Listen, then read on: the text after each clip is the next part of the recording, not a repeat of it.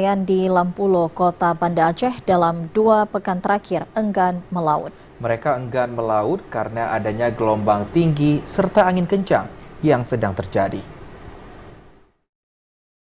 Cuaca buruk melanda sejumlah wilayah di Aceh dalam 2 minggu ini. Seperti di kawasan Lampulo, Banda Aceh, hal ini mengakibatkan sejumlah nelayan enggan melaut karena gelombang tinggi dan angin kencang yang terjadi.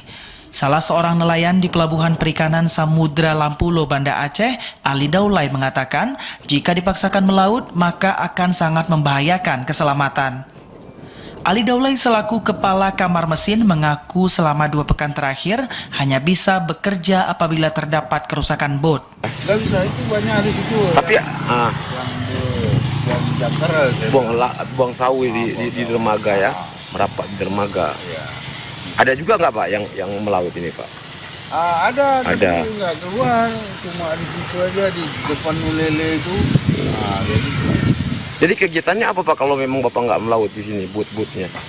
Kegiatan kayak gitulah. Saya kalau sebagian saya kalau memang nggak ada kerusakan di kamar mesin ya istilahnya duduk sana, duduk sini, putar sana, putar sini kayak gitulah. Tapi kalau memang ada Angin kencang dan gelombang tinggi setinggi 4 meter membuat para nelayan tidak bisa melaut dan hanya memarkirkan bot mereka di dermaga Ulele.